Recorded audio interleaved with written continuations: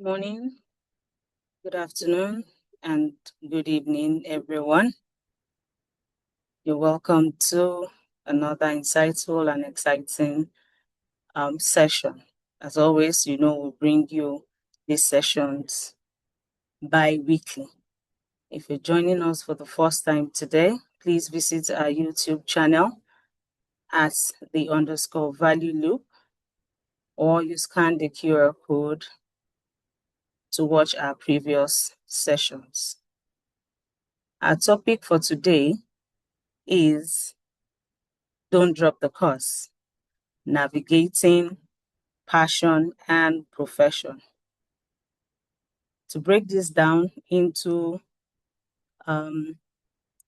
practical insights that align what we love with what we do without compromising, is our speaker all the way from Singapore, Kiara Mahata.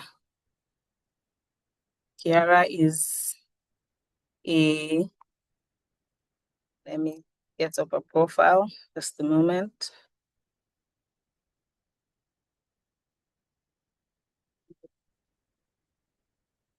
The technology is getting the best of me.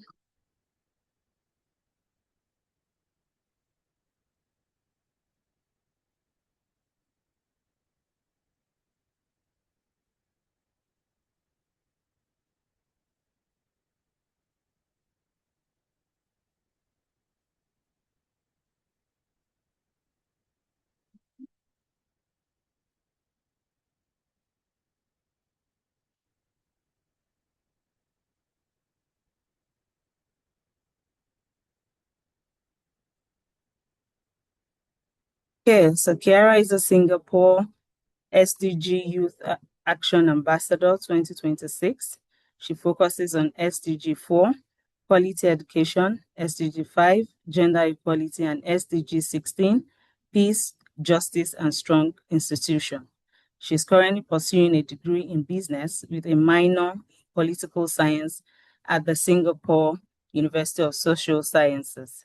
She is an awardee of the school scholarship and serves as the champion of an advocacy group within the school, focusing on educational advocacy. In her professional life, Kiara works in the financial technologies field as a project manager, focusing on mergers and acquisition due diligence. Kiara is a strong advocate for social movements surrounding gender equality, fair labor, and nonviolent conflict resolution. Her legal background through her diploma education has also led her to enjoy conversations regarding policy and regulation writing. Please join me in welcoming Kiara. Kiara, welcome. And over to you.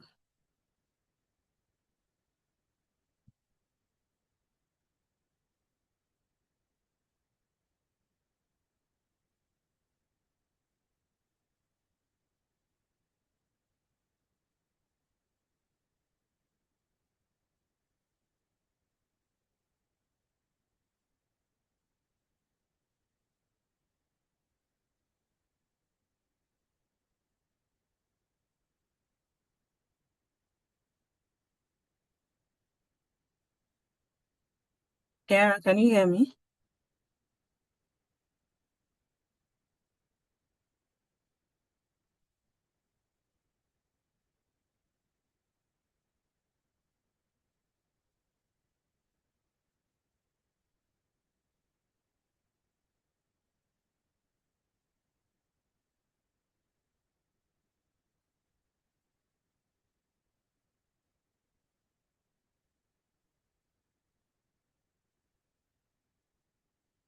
Can any other one person hear me?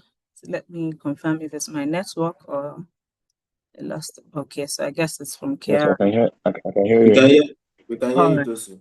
Thank you Kiara very much. just left the meeting. I think she's Okay, trying so I to. guess it's a network. Thank you.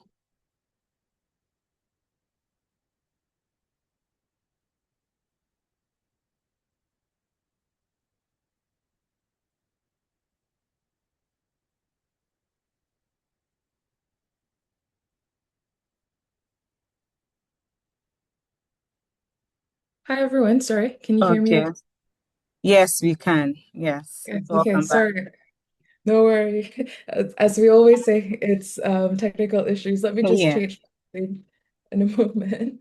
All right. Uh, Thank you. So over to you now. okay, perfect. Thank you so much. Just let me share my screen. Just bear with me.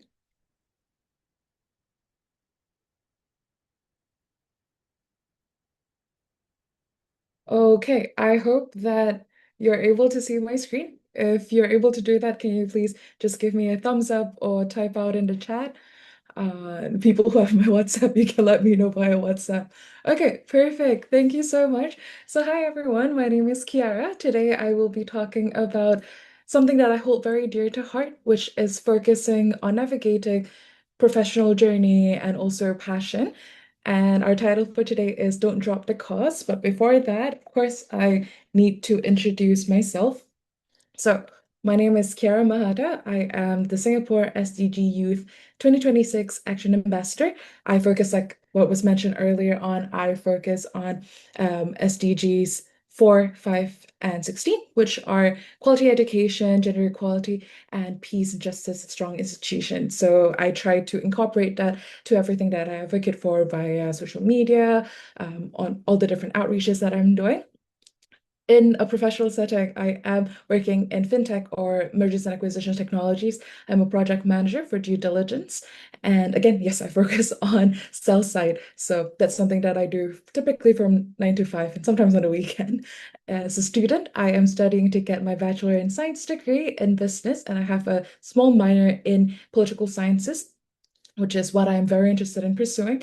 And I also have the SUSS, which is my school, Singapore University of Social Sciences scholarship that I have received when I started school. And on top of that, I am also the chairperson for an advocacy group within my school itself that focuses on just educational advocacy. We try to bridge the gap between the school body and the student body and try to do so holistically. All right, so let me just share the next part. So today, from the title itself, I'm sure some of you are able to get a gist of what we'll be talking about. But to break it down a little bit more, don't drop the cause is what I call just trying to navigate between advancing professionally in your career and at the same time not neglecting your passions, what you're actually interested in, what screams to your soul, right? So it's important because, at least for me, the cause came in very early. And I think it's good for us to support it, to uphold it, and not just let it go, focus too much on our career. Not that it's not important, of course it is, but there's always a need to balance things out. So that's what we will be journeying with for today. As I mentioned earlier on, the cause came to me at a really young age. I've always been very interested in advocacy. You can see some of the pictures that I had over here. So these two pictures, the one with all the children and the boy in the primary school attire, it was actually a trip that I took to Batam, Indonesia, where I was just a freelance translator there, but I also did teach them English and I did some logistical help for them. And actually, that I did that for 2 years. So the child in that picture, the one in the uniform, he remembered me from the year prior. So when I came back the year afterwards, we took a picture. It was so nice to see how things have changed and people have grown throughout the year. And in my middle school days as well, I did a lot of different advocacy. One of it is with Singapore Kindness Foundation, Singapore Kindness Movement. So that's me, if you can see me in the white attire with the blue skirt, that's me in middle school. I know I look quite different from how I did back then. So I did that with my schoolmates, very heavily facilitated with the school. But those were very good indication, at least for me, that okay, this is something that I enjoyed doing. I enjoyed being the voice for the voiceless. I enjoyed being out there championing for something that I'm very, very passionate about. So that is what I did. And also for the Singaporeans on board, you'll be able to see that we had our previous Minister of Education, now our current Minister of Defense, Mr. Chan Chun Sing. I took a picture with him because I did a conversation about the education system with him alongside a lot of other very inspirational student figures within Singapore. And I think that was a quite a long time ago, back when I was still in post-secondary education. So yeah, when it comes to advocacy, I dabbled my feet in multiple different fields, but that was something that I was very, very interested in. I was very interested in voicing out what I think matters most in society. In this case, it would be mostly education related stuff, especially in my early days. And I did transition afterwards, right? So I had all my fun times back in middle school, back in high school, and everything. And then I transitioned into a full working professional. I think it's always very shocking for me to hear that I've been working for 3 years now. So I went into full-time employment in 2023. And I, at the same time, also did my degree part-time. So typically, I would go to work in the morning and then I will come after work to school or do school online. And I'm still in the process of getting my degree. And I started that in 2024. So that was a very big transition back from when I was just able to focus on school and advocacy. Now I am focusing not only on that, but also on working. And some of us are definitely working. You understand how much stress it can be and how much time it takes up of your day, right? And on top of that, the university, of course, also takes some time. So this was a very interesting transitory period for me. And during that time, I will not lie, I think I try to be as transparent as I can be in this talk.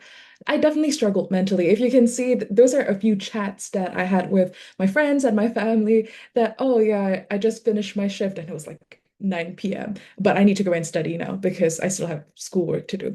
Or if you see some of the messages that was sent at 12 p.m., that was actually because I started my shift maybe like the night before and I was working for 12 hours and I still had to go to school afterwards. So these things definitely they cause a mental drain, right? Your body's fatigued. It's not a very good space to be in.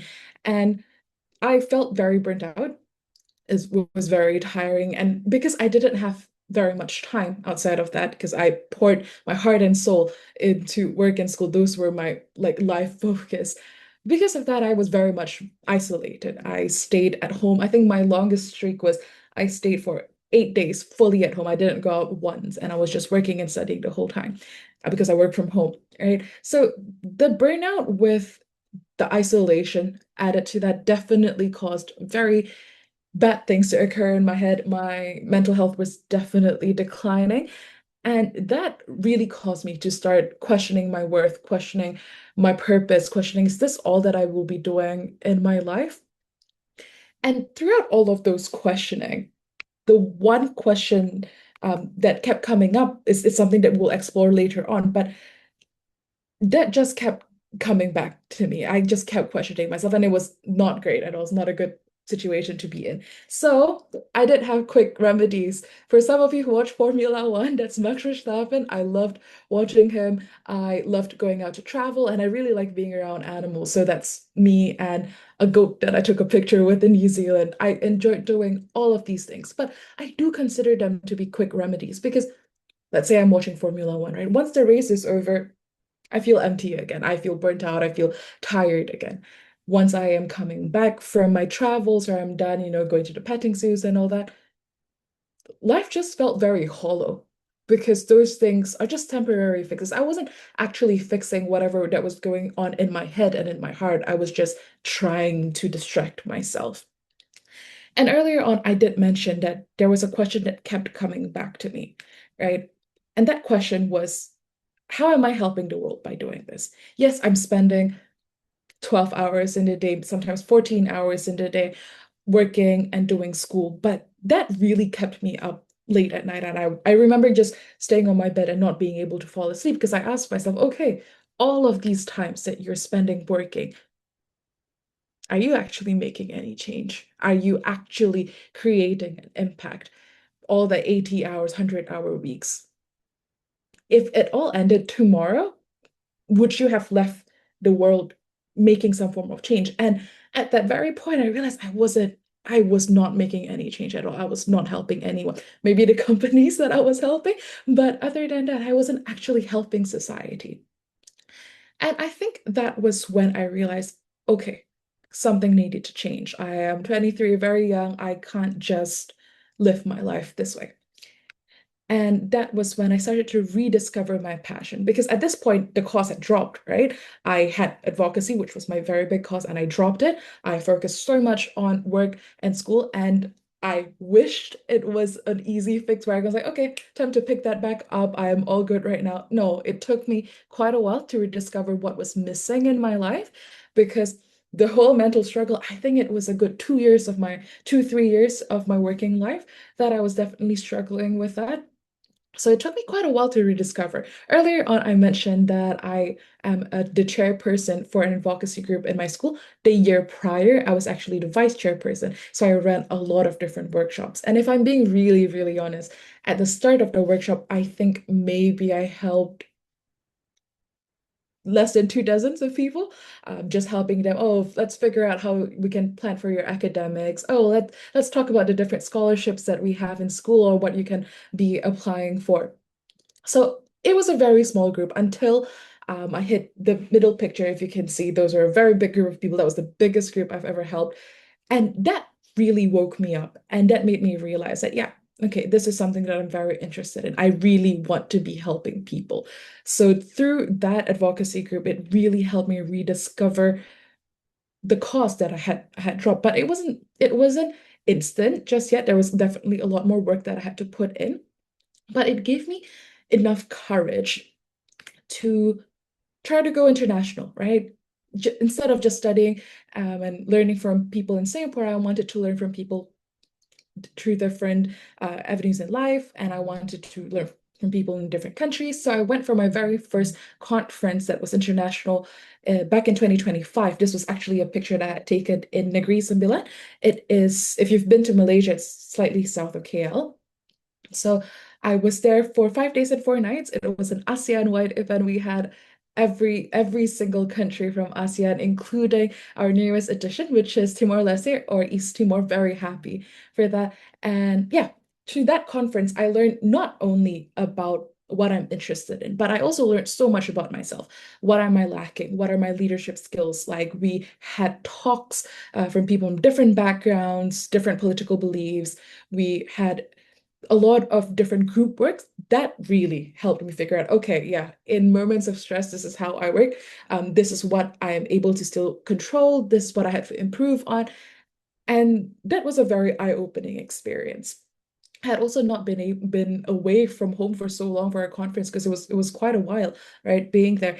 And that afterwards led me to get my ambassadorship. So I did a lot of work in between, and then I went on and got my ambassadorship in Global Goals Summit. This is also how I met Henry, who connected me with the people from Value Loop, and how this webinar right now is actually possible. So the ambassadorship was fantastic. That was a lot of work, I will not lie. There was so much work that we had to do. We had presentations, there were some quizzes, some lectures that we had to go to, and it was for, I think, 2 to 3 days in Malaysia, again in Kuala Lumpur. And yeah, I was the only person from Singapore at that point. I hope that more Singaporeans will be able to join that in the future. And this was the time where I was able to really sit down because they asked you, what are the causes that you are interested in? What do you want to focus on? So I think this was the time that I really sat down. I looked at the 17 different SDGs by the UN, and I realized, okay, the top three are going to be SDG 4, which is education, 5, which is gender equality, and 16, which are peace and justice, right? That was when I realized, okay, this is something that I'm very interested in. And thankfully, we were also given the opportunity to do some community outreach throughout the time, the ambassadorship period. We had an opportunity. There were two different groups. My group went to Sanggar Bimbingan. It is a place in Kuala Lumpur where children from foreign workers who were not able to get formal education in Malaysia, they are able to come to the Sanggar Bimbingan. They were able to learn how to read and also explore a little bit more on religious education. So that was the ambassadorial part from the very beginning. But of course, it can't just stop there, right? And there's definitely continuity in that I have given some talks, like what I'm doing right now, in ASEAN and also now more internationally. And I'm also a very strong advocate for certain matters on my social media. So just to give you guys some tips of what I'm doing, there's this app out there called Share the Meal. It is a part of the United Nations organization. That's where you're able to help countries like Palestine, Sudan, places where there's crises, right? And you're able to donate. And this is really showing you how much your little can give, because you are able to, I think, donate as low as $1.20 Singapore, and you're able to already provide one meal for people. So yeah, that's what I focus on these days on social media and also through my conversation. And the admin of Value Leap would want you guys to know that you're able to drop your questions in the chat and the Q&A later on, and I'm happy to answer them as I get along as well. So yeah, there's definitely some continuity in my ambassadorship. And let me just go on to the next slide. But I will be very honest, the struggle doesn't stop there. Earlier on, you hear me talk about, well, okay, I had a lot of mental struggles because I didn't know who I was anymore. I didn't have a cause, I dropped it, right? And then slowly I rediscovered it. I went international, I did ambassadorship. And if your thought right now is like, okay, well, that's the end of the story, she did that. No, that's very far from the truth, because obviously the struggle doesn't just end there. There was definitely things that I was struggling with a bit different, because of course, now with more things on my plate, I had a very, very packed schedule. Work was definitely piling up, and I was tired. I am not going to lie. There were months where I don't remember sleeping more than maybe 4 hours on average. But with these struggles, it felt different. It felt different because I had a different purpose. Now it wasn't just work and school that was my life focus. I was actually able to find my cause and work for it. I was able to help people. And on top of that, I was able to see the visible impact. I could see that, oh yeah, okay, people actually find my workshop to be helpful. They actually find my outreach programs to be helpful. And that, I mean, everyone needs some form of fulfillment, right? And that was fulfillment for myself. And on top of that, I was also able to figure out a bit more of a long-term plan. Things change, life change, but at least for me right now, I do wish to be working for the United Nations in the future. And I think having a clear plan, because at that point I was just very, very lost, having a clear point, long-term goal definitely does help propel you further. So for me, it's where I want to be working in the future. And also I want to get a postdoctorate, I want to get postgrad education in political sciences or international relations. So those are the differences. I am very tired still at the end of the day. I still have a very packed schedule. My calendar and I are not separable at all, where we're just tight to the hip. But this time around, it feels different because I am not just doing things because I have to. I'm not just doing things because I'm a student or I'm an employee. I actually have my purpose and I can actually see the impact that I'm creating. And that makes that much different, at least for me, right? So to make things a bit more tangible, there are definitely certain things that you can look into, have in your toolbox when maybe you're right now in that state where you're lost, or maybe you are trying to rediscover yourself. Don't worry about it. I can promise you, you're not alone. I was there quite a while ago. I'm still there every now and then, right? And the people in this talk, maybe they're right there as well. So I promise you, you are not alone in this journey, especially people in their 20s, early 30s. We are all still trying to figure it out. So don't worry about it. Here are just some tools that I think was helpful for me, at least. So it's the 3 T's, as I would like to say, which is identity, priority, and community. Identity is really just knowing who you are, and I will dive into this a bit deeper. When it comes to priority and community, I think that's quite tangible for people in general, right? When it comes to prioritizing things, I think that is very important. I think that we all share 24 hours in a day. Sometimes I joke with my friends, like, okay, you know what? If I was able to get 10 hours more, maybe I can do more. But reality is that we're all sharing 24 hours in a day. And it's not possible to save the world in one day. Like what they say, Rome wasn't built in a day. So you do have to prioritize. And I will be very honest and say that there are definitely sacrifices that have to be made. For me, for example, I focus on school, my education, my advocacy, my friends and my family. I choose not to have like relationships further than that. That's something that I can sacrifice right now. Some of my friends, they may be sacrifice going out as much, or maybe they don't travel as much, but there's always a need for sacrifice. And you need to prioritize because sometimes things change, right? For example, during exam period, of course, then school is my focus. During the times where there's a lot of deals coming, then okay, work is my focus. Outside of that, I make pockets of time for my advocacy where I block time out. I say I'm not going to be available during this time because I'm maybe going to Malaysia or maybe I'm going to Indonesia to be helping for something. So you need to look at your schedule, try to figure it out in 24 hours blocks, in weeks, in months, and years. And that's the only way to go about it, right? I think time management is a skill that I was taught very early on from my parents, very grateful for that. And that has really brought me this far. It's very important to know how to manage your time wisely.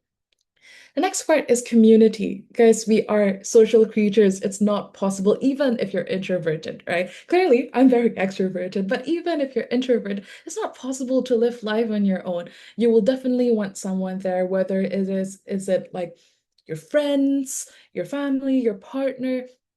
Community is extremely important. And when you do advocacy work, you definitely build a community. When I went for my ambassadorship, I'm still friends with the people there. I'm still talking to them regularly. And that's a community that will push you forward because those are like-minded individuals.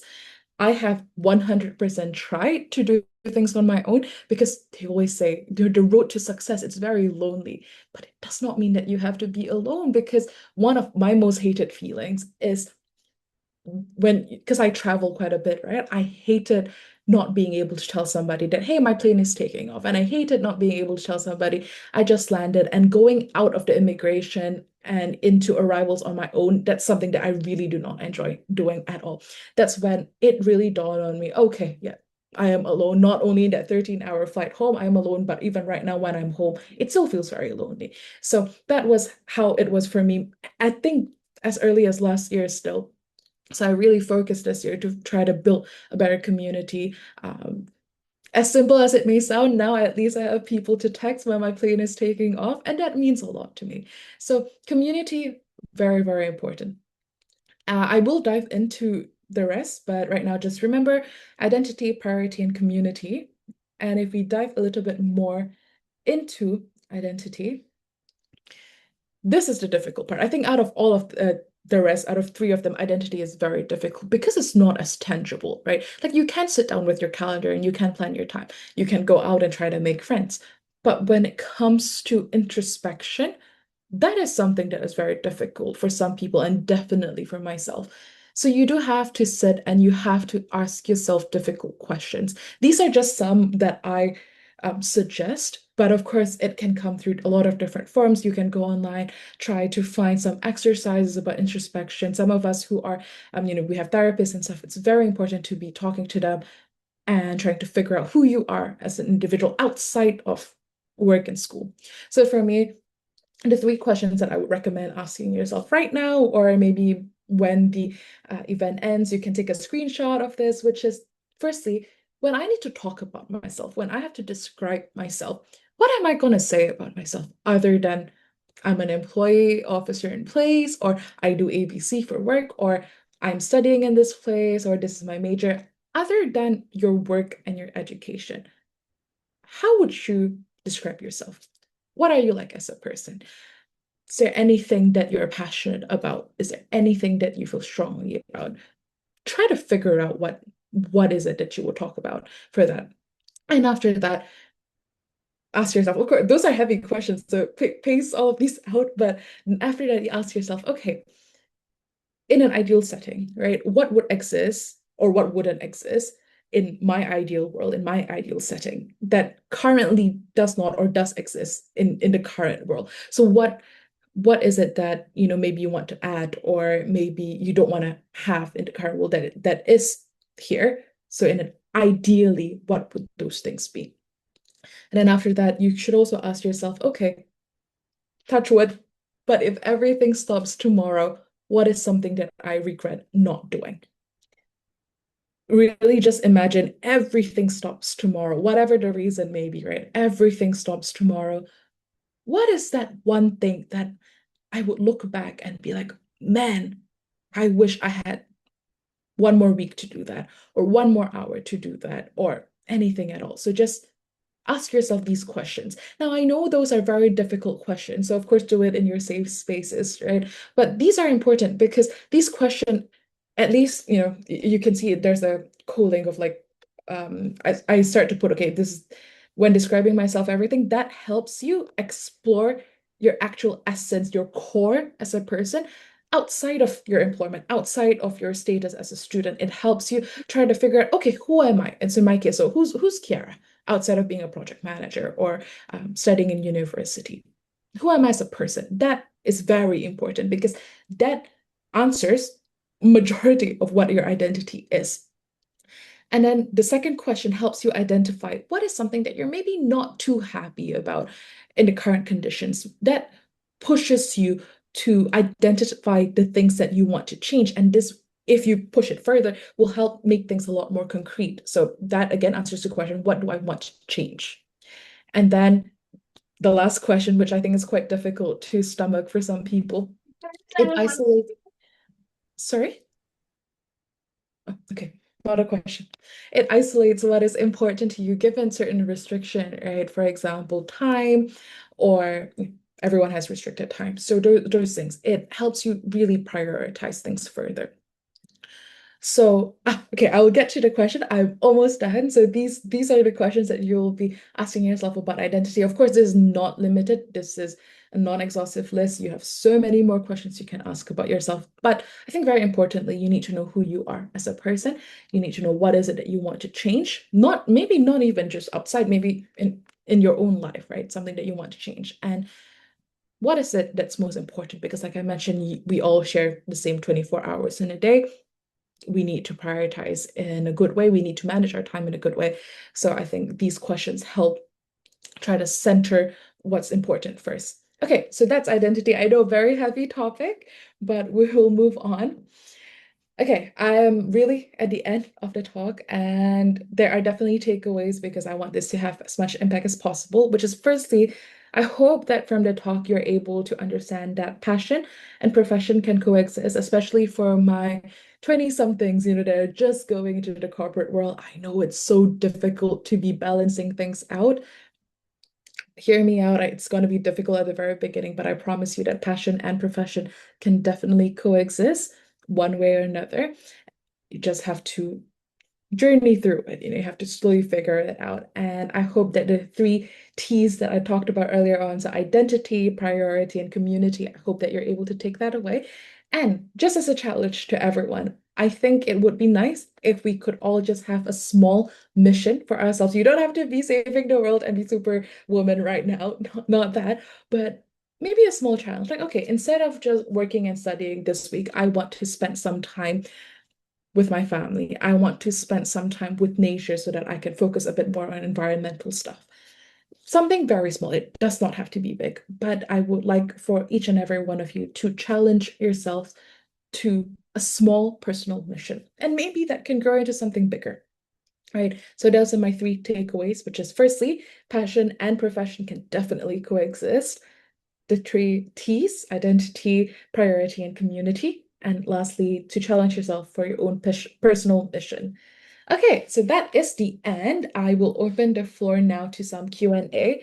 And I have one question right now, but if you guys want to unmute or if you guys want to drop a chat in the chat box, feel free to do that. Yeah, I'll just answer the first question, which is, okay, how can one stay passionate about a cause without experiencing burnout, particularly when juggling career and responsibilities? Very good question. Okay, if you guys want to know where the question is actually sent out in the chat, I think burnout is unfortunately quite inevitable, at least in the way I run my life, where everything is done very quickly. Burnout is definitely not something that I can 100% prevent, unfortunately, right? But at the same time, I think it's important to find indicators, like figure out when you are starting to burn out. Because everyone, I can be talking about burnout for another 30 minutes, but in reality is everyone burnouts differently. Everyone have different indicators. They feel differently when it comes to burnouts. I know that I start to isolate myself further. I know that I start to sleep less and less, and my quality of sleep is getting poorer and poorer. So figuring out what's my burnout indicator helps me stop things, if possible, stop things a bit more and try to remedy that burnout before doing anything else. So as I mentioned, I don't think it's possible to fully just deviate away from a burnout, but it is possible to detect it early on and try to nurse it. Maybe you need some time off of work. Maybe you need to spend time away from the screens for just one evening. Maybe you need to be talking to somebody. I know that helps me a lot, being able to talk to my friends, my therapist, and my family. It helps me a lot. Spending time with them helps me a lot. So yeah, I am a very strong believer. I don't think it's possible to just step away from burnout completely, but you just have to figure out the early indicators and nurse them from that point on. Oh, okay, I have more questions. Okay, so Iputu Krishna Wiyantara asks, oh, thank you for sharing. You're welcome. I hope that you guys like the sharing so far. I had a question. I just want to ask something basic. During quarter life crisis, oh, I am right there with you. How can individuals balance the pressure to build a stable career with the desire to pursue their true passions? And does prioritizing security over passion lead to long-term fulfillment or regret? Oh my goodness, those are questions that keep me awake at night. Okay, if I'm being really honest, quarter life crisis definitely there with you. I'm turning 24 this year, right? Asking myself those questions, definitely. Um, I think for me, I try to just fully focus on education and my career. I was definitely working a lot during that time, just purely for my education and for my career. And I was like, okay, it's okay. I can just focus on this first, and then I will do anything fun later on. And then I realized that that was the one that made me drop my class, and that was the one that caused for me to have very poor mental health because I really did not feel like I was helping anybody. I felt like my purpose in life was just diminished to the reports that I could pull or the clients that I could be helping. So that's when I realized, okay, I need a better balance for this. And in order to build that balance, thankfully, I've definitely been given opportunities. It started with school, honestly, but also being able to put yourself out there a bit more. For example, I volunteer for one of the opposition parties in Singapore. So that gives me a new avenue to voice out you know, my thoughts about politics and to help people more. So finding avenues for that is definitely important. And the very last part was definitely time management. My mom taught me that from a very early on time. It is important to manage your time because you only have 24 hours. You need to make the best with your time. So I learned that very, very early on. So in terms of how, it's definitely figuring out that you need a change, you need a balance, finding the different outputs that you can do that. So, sorry, finding the different forces that you can do that. Is it in school? Is it in community? Is it something that, it's so easy to go online right now and be like, community for book lovers, community that helps children with education, all of those things. All right, so it's very easy to do that online right now. And the very last part is definitely time management. So important to be managing your time. And to answer the second part of your question, which is, does prioritizing security over passion lead to long-term fulfillment or regret? I feel that so heavily. I moved out very early, and in Singapore, for my Singaporeans here, they can vouch for me. It's not cheap to be moving out early in Singapore. And because of that, I focused so much on security. I wanted to stabilize my finances. I wanted to stabilize my living conditions. And that was very difficult, especially in my early 20s, my late teens. And the issue that I found with that is even when things are stable, I constantly felt like I wasn't doing enough. I constantly felt the anxiety that I'm not stable enough, that there are certain things that I still need to, stabilize. And that is because your body and your mind is living in survival mode for so long. So I think the most important part out of all of this, of course, stabilize your career, stabilize your finances, your life, but you need to know when to press stop on that, to realize that, okay, I'm actually stable enough right now that I can go out and I can be doing more things. Because at the end of the day, when things end, you don't want to be looking back and realize, yeah, just spent all those while stabilizing my life. That I think would cause regret.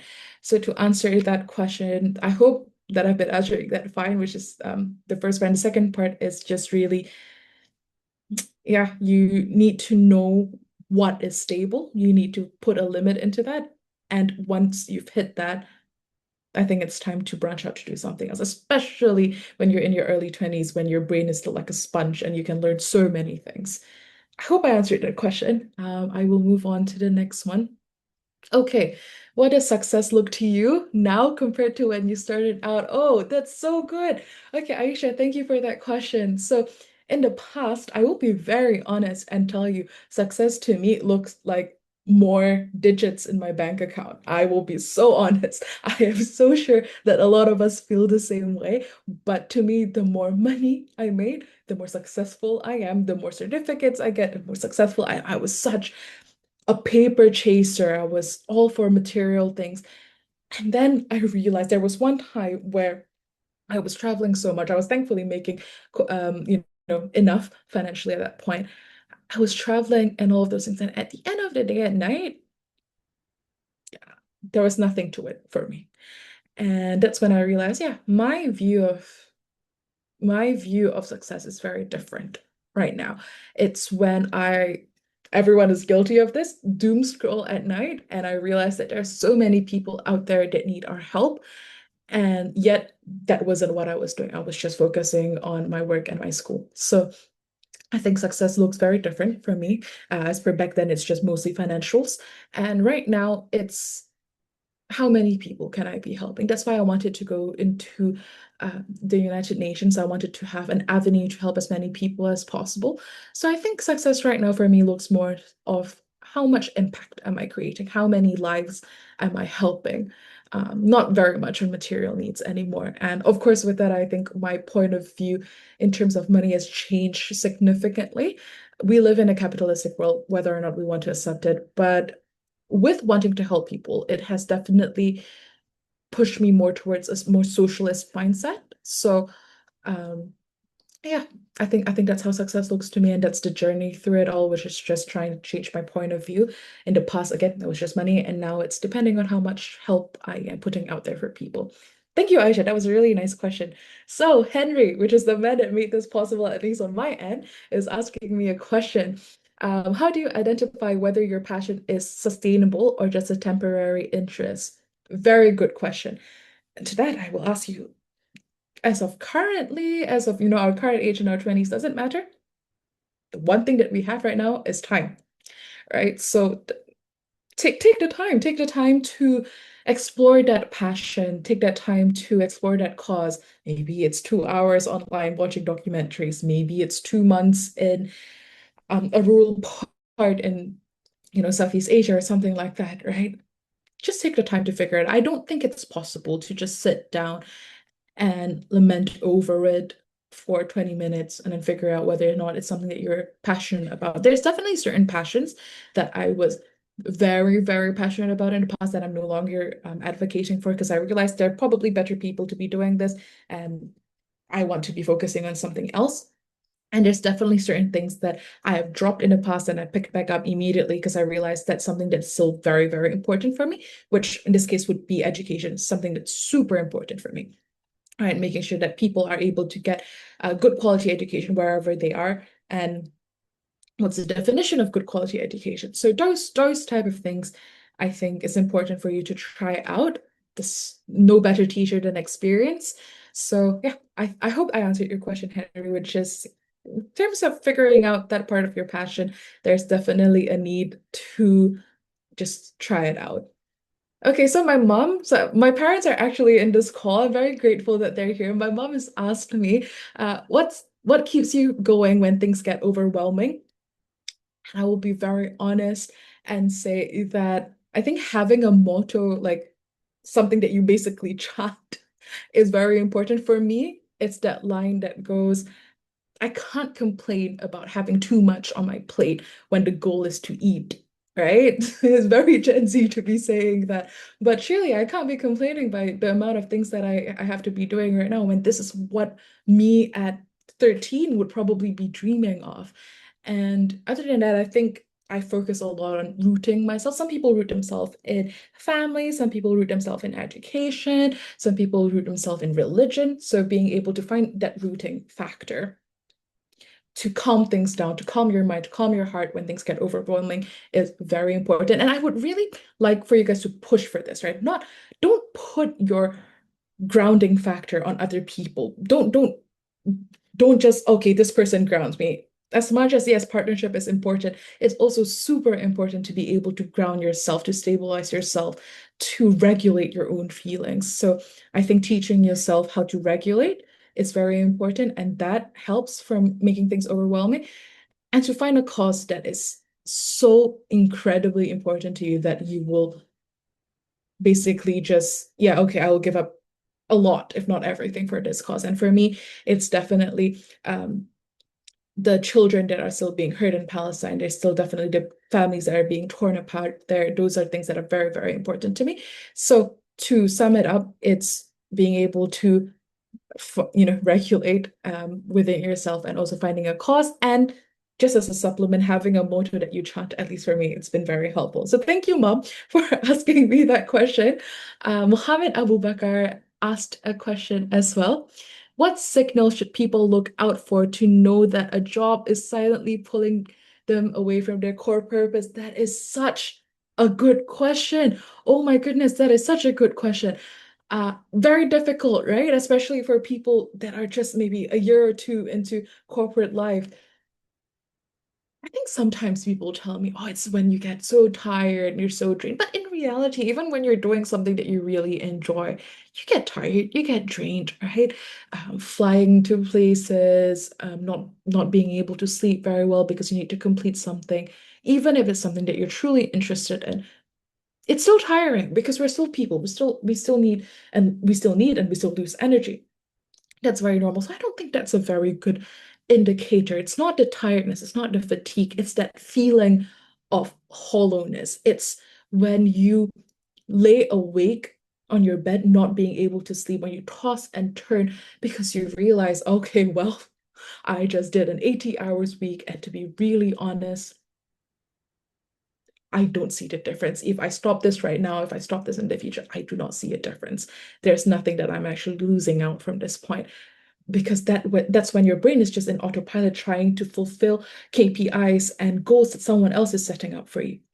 We all need jobs. I like my job. I really like my job. We all need them, right? But at the end of the day, I will be very honest and say that the fulfillment that I get from my job and the fulfillment that I get from uh, my passion projects are two very different things. In this current economy, I think it's very important to focus on your job because it's so unstable. And I'm so immensely grateful for my company and everything that, all the flexibilities that they've given me. And I put my 100% every single time at work. But at the same time, I will be very honest and say that I don't smile the same way getting an email saying, oh, yeah, you did this well from something to do with work. Of course, I smile. I just don't smile the same way in comparison to having a small child come up to me and be like, you know what, what you did, this project that you did really helps me. I'm really grateful that I've met you. That is a very different fulfillment. So I think to know it, everyone is different, but for me, the biggest signal is when you are all alone and then you realize if I stop this or if I continue this tomorrow, nothing would change. I think that's when you realize that hollowness is definitely there. So I think that's something that you might want to think about. I hope that helps. Simon asked, thank you for this talk, Miss Kiara. I just wanted some advice on getting back on the board when everything seems to be going downhill. I am so sorry. I understand how that feels. Maybe not exactly how you feel, but I've definitely gone fully downhill in the past. And I hate it when people say, oh, well, the only way to go from down is up. That's not a good saying because I can promise you sometimes people are digging basements, right? So I don't think that's a very fair sentiment. I think it's important for me to stabilize as much as I can stabilize, right? To focus on something that, like for example, if things are going downhill, as if like, okay, you're losing your job, you are struggling with friends, you are not, maybe you've lost a relationship, or yeah, something along those lines. For me, I will sit down and I'll prioritize. I'll be like, okay, A, B, C, D, E, F, G, things are going wrong. What is it that I need to fix immediately? For me, in that situation, it will be a job. I would want to get a job. All right. So that's something I have to fix immediately. And then what's the next thing? Is it my mental health? Is it trying to find a community? Something along those lines. So there's a need to sit down and prioritize whatever that is going down, because it's so easy if you just sit with yourself, or and you're not processing it. It's so easy for your brain to create this echo chamber, sorry, that just keeps on telling you, oh, there's so much on your plate, oh, things are so messy, oh, you're not doing good enough, everything. That's so easy for your brain to be doing that. But when you actually sit down and you externalize it, and when you have it written down, or you're actually like, some people, they speak, so they will record themselves. When you externalize it, you realize, yeah, maybe there is a lot, but it's also quantifiable. If you let it just echo in your head, it's not quantifiable, because your brain it's so smart. It's very easy for it to manipulate you. So being able to just read out, okay, these are my problems. I actually have 10 problems. I don't have 1,000 problems. I think that makes things more palatable. It helps you to be able to also create a different perspective and be able to plan a bit better from that point on. I know that, I wish I could be holding your hand through all of this. Unfortunately, I am just here for this period of time, but I hope that it helps you, Simon, and whatever it is that is going downhill, I am so sure that you'll be able to figure it out and bring yourself back up. Maybe not today, maybe not tomorrow, but maybe in a few months or years. And at the end of the day, we all progress in our own time. So thank you for being vulnerable and for asking that question. I will, yes, agree to value loop. Yeah, problems might be big, but when you externalize it, when you have it written down or spoken up somewhere, you realize that it is very much quantifiable. So I hope I answered the question.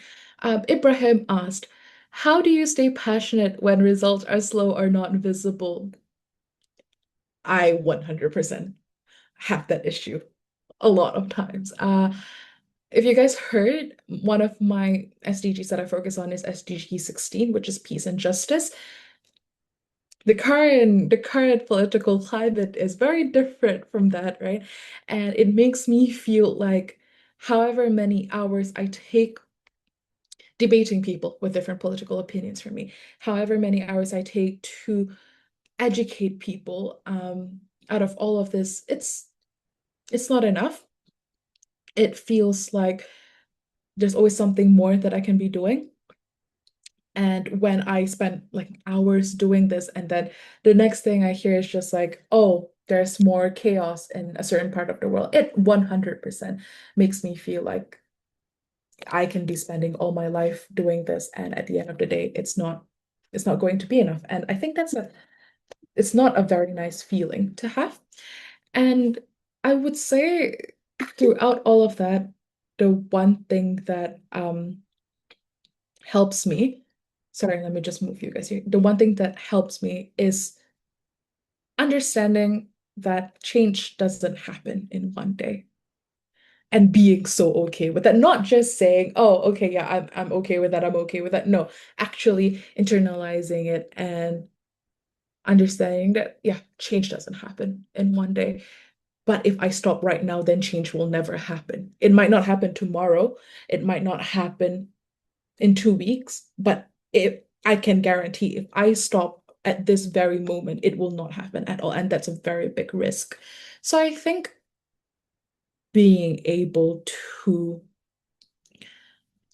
understand that things take time and understand that you have to be patient with it helps a lot. For me, it's not easy. I used to be very, yeah, why is it not changing? Why are we stuck here? I get really frustrated by things that I can't control.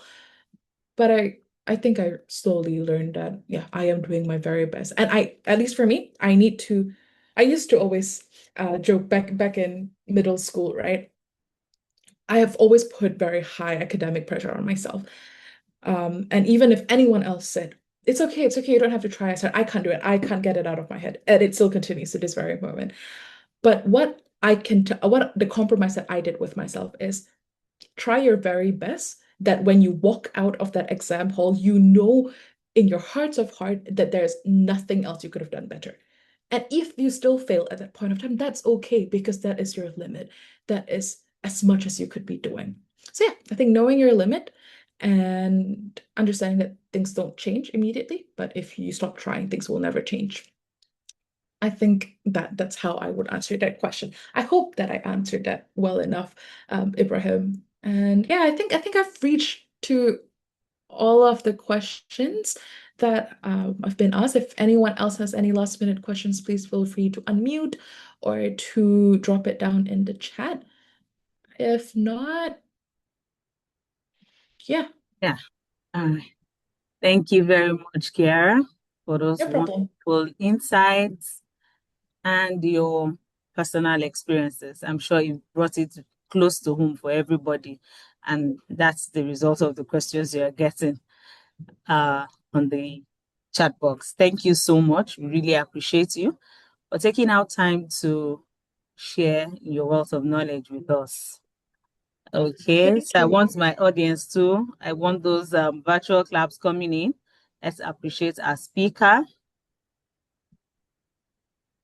Okay. So as you know, we do this every 2 weeks. So if you missed any part of this session and you would love to catch up and still, watch, please visit our YouTube channel at @the_value loop. You can see the QR code. You can also scan that on the screen. And you could also follow us on our WhatsApp pages or LinkedIn, the Value Loop Up. I also have my LinkedIn over there. If anyone wants to connect, feel free to scan it and drop the message. So please, you can share that so and have people.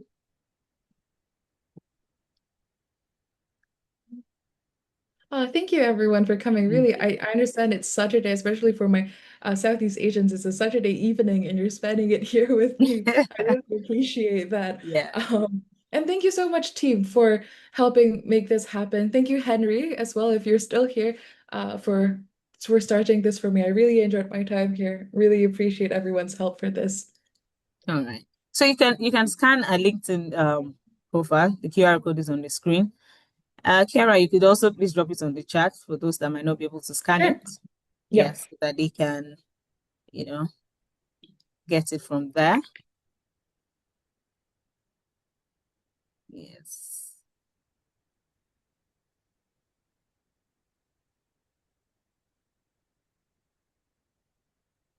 Okay.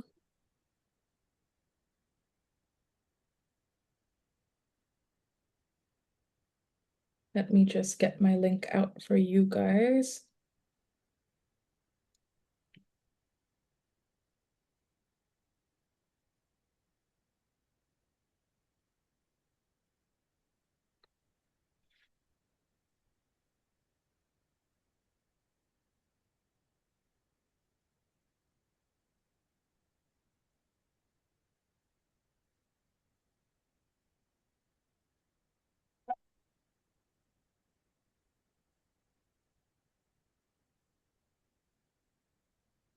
Okay.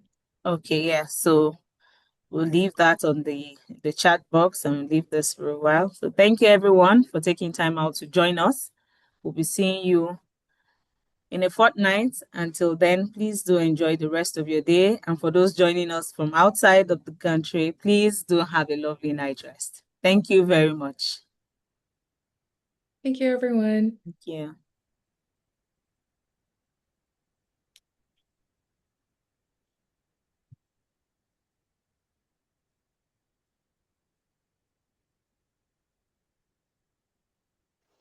Thank you very much. Oh, thank you. Thank you very much. Thank you, Henry.